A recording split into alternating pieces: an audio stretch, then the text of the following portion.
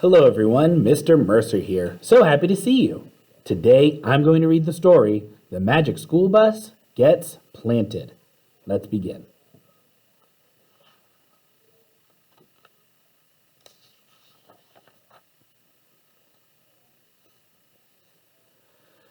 We never know what's going to come up when our teacher, Miss Frizzle, is around. Take the other day, for example.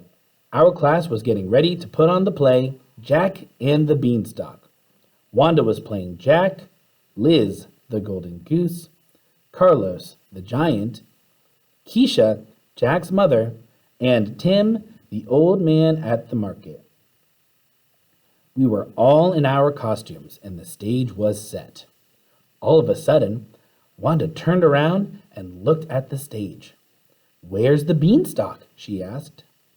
The beanstalk was the most important prop for our play, and it was Phoebe's job to get the props. But Phoebe was nowhere to be found. I'm the back end of the cow. Get it? Moo! Fee, fi, fo, fum.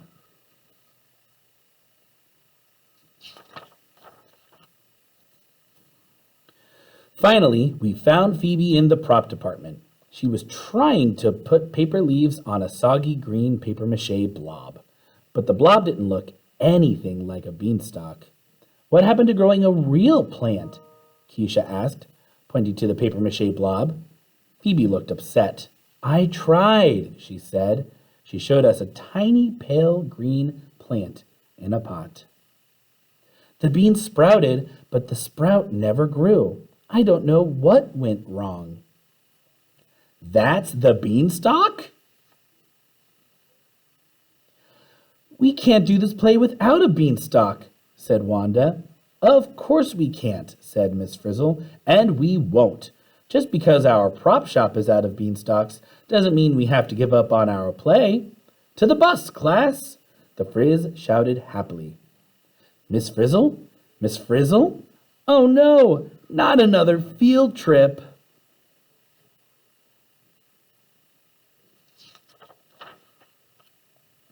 "Wait a minute," Phoebe announced as we were about to step onto the bus.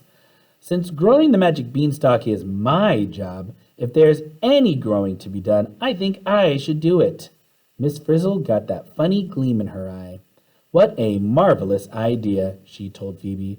"Now you just stay rooted to this spot and we'll have you growing in no time." Was Phoebe about to become our beanstalk? "Hit it, Liz." Uh-oh. Liz pulled a switch on the dashboard. Phoebe started shrinking, and before we knew it, she had turned into a small green potted plant. "Phoebe is our magic beanstalk," said Carlos. Phoebe looked surprised. "You mean I'm the bean plant?" she asked. "I volunteered to help grow a beanstalk, not be one." We all ran off the bus to see Phoebe. "At my old school, I never turned into a bean plant."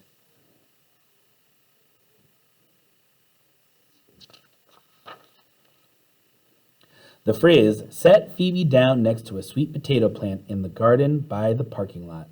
"Grow tall and prosper. Let this sweet potato plant be your guide," she told Phoebe. We knew that Phoebe had to grow tall if she was going to be the magic beanstalk. But Phoebe didn't know how to grow. After all, she had never been a plant before. "Maybe she needs food," Keisha suggested. "All living things need food to grow." She handed Phoebe a cheesy wheezy. "Hello."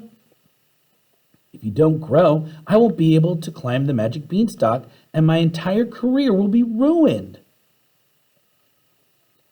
"I'm hungry, but not for people food," said Phoebe.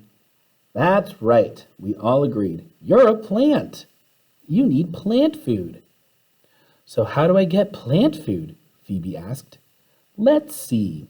Dorothy Ann was trying to figure it out. "Plants don't have mouths to chew, or hands to grab food with.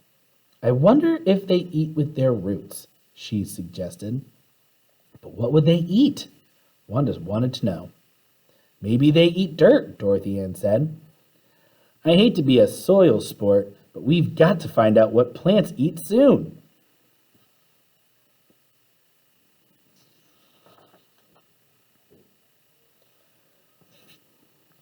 That's all Miss Frizzle had to hear.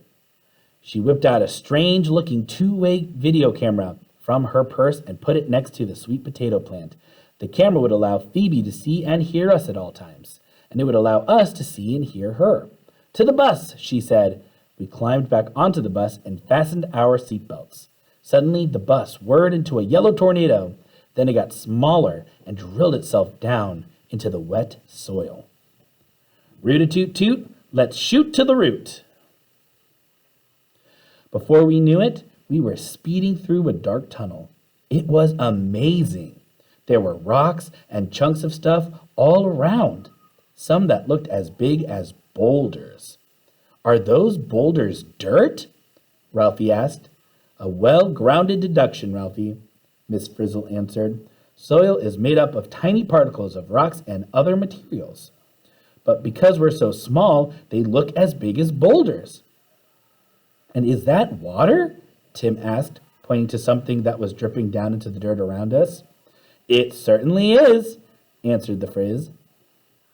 What's that? A monster? Not quite. It's a soil mite.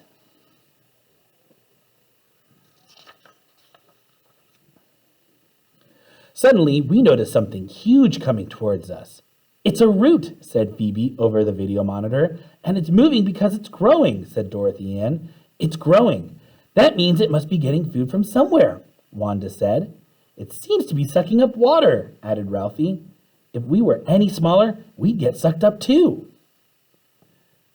Is the root eating dirt? No, it isn't. It's drinking water. In a flash, Miss Frizzle pushed another lever on the bus. Soon we were shrinking again. What's going on? Help! We all yelled. We kept shrinking until we were small enough to fit inside a drop of water. Suddenly, it looked like goosebumps were growing behind the root's tips. Then hair started to sprout. Wanda screamed, "The roots are exploding!" The root is growing root hairs, explained the Frizz. The root hairs started sucking up the water around them. Then they started sucking us up too. We're going to be bus slush. What are we going to do?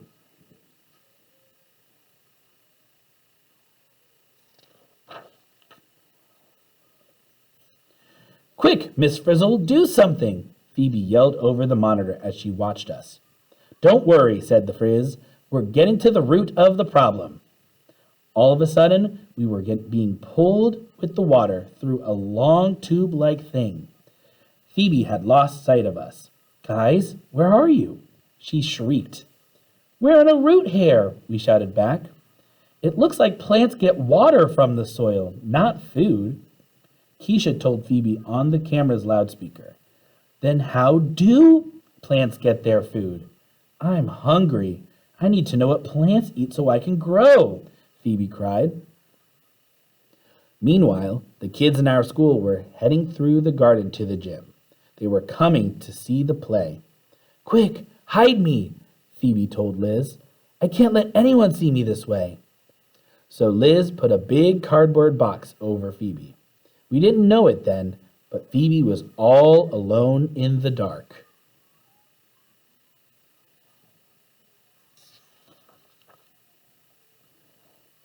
Suddenly, we were being swept up with the water through the stem. It was incredible.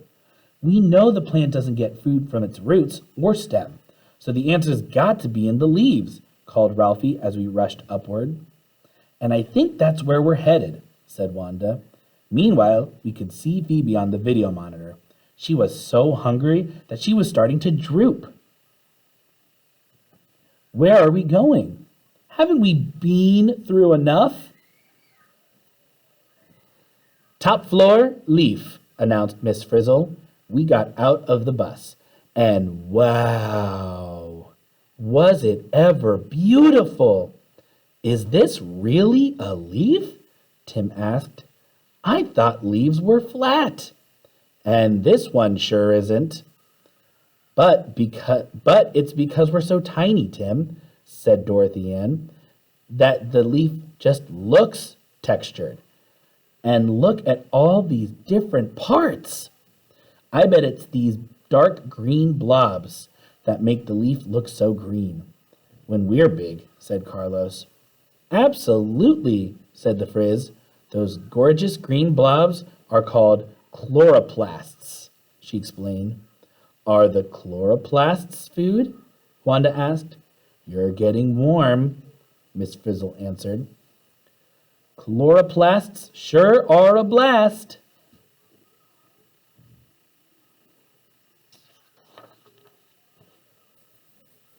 Suddenly, Keisha noticed something at the bottom of the leaf.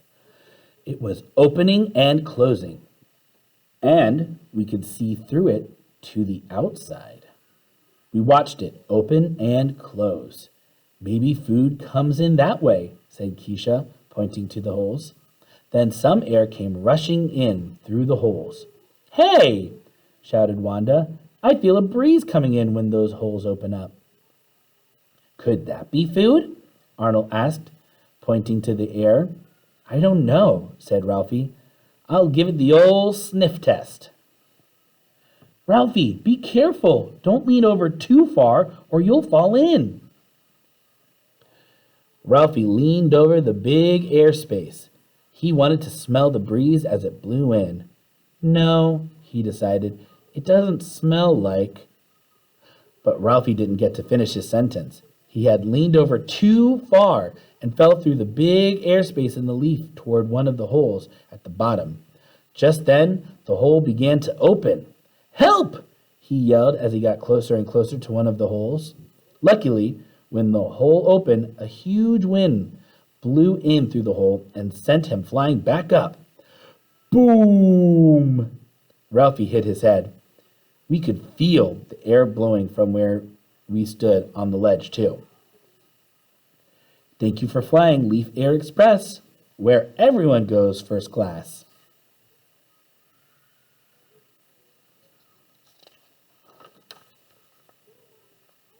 So plants suck in air through those openings in their leaves, said Keisha. And they suck water up through their roots and through their stems, continued Wanda. But what does that have to do with getting food? Asked Wanda and Keisha together. All of a sudden, the sun came out and shone on the leaf where we were. Then the most amazing thing happened. The chloroplasts started moving like mad. They were racing to reach the light. Whoa! Look at those chloroplasts go, said Carlos. What's going on? Arnold asked as we watched the action inside the liquid. Miss Frizzle gave us scuba gear to wear so we could go inside where the chloroplasts were. We pushed through the wall and headed for the chloroplasts. Wahoo! Yelled the Frizz as she grabbed onto a chloroplast and rode it as it headed for the light. Follow me, class. You sure go fast when you ride a chloroplast.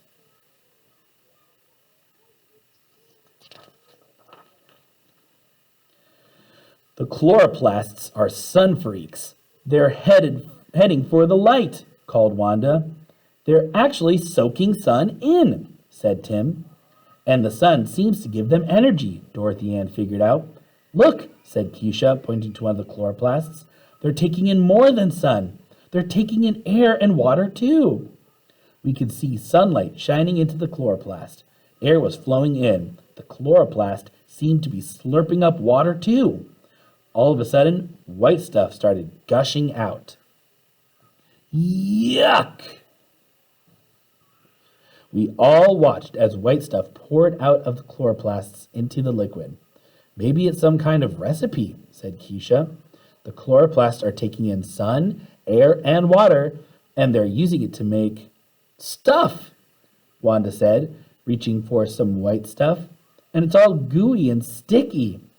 Then she climbed out and took her scuba dome off. Some of the white stuff splashed into her face. Ew! It got into my mouth, she screamed. But it's really good, she explained. It's sweet. Wanda licked the rest off her face. The chloroplasts are making some kind of sugar, she said. Who would have thought I'd get a snack here?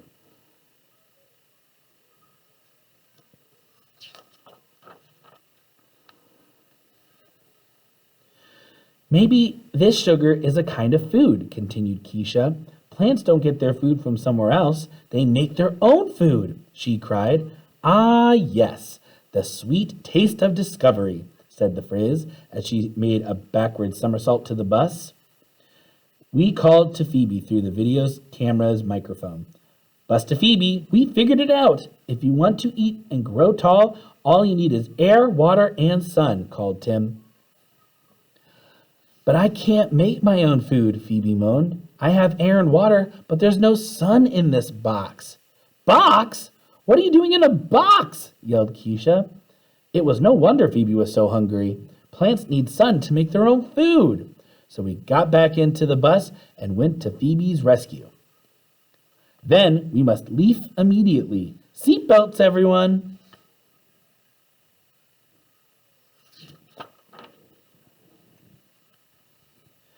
Meanwhile, all the kids were waiting in the gym to see the show.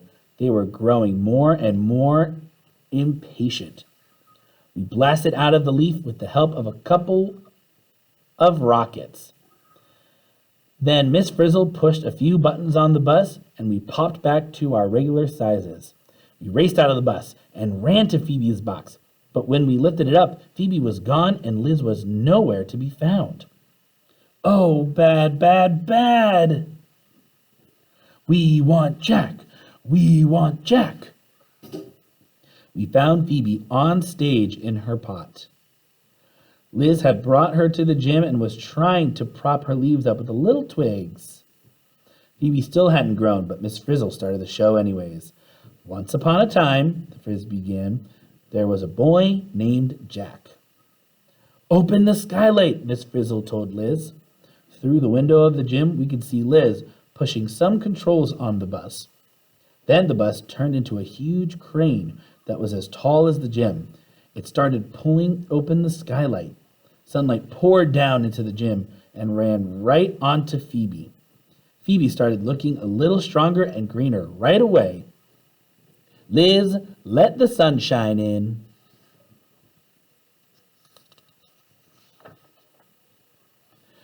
As the sun shone in, Phoebe started to feel less scared.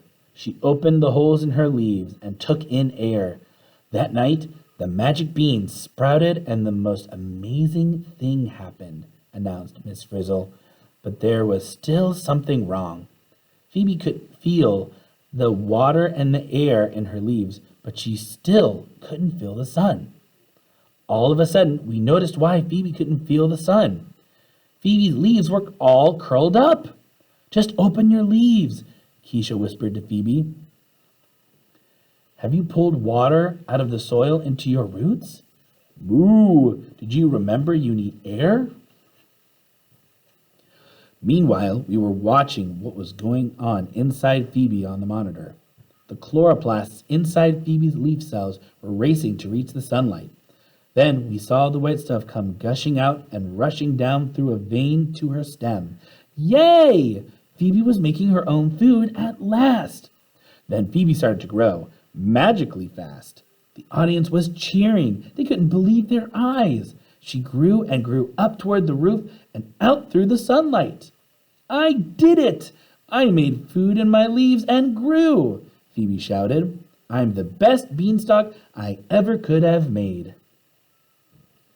I'm not hungry anymore.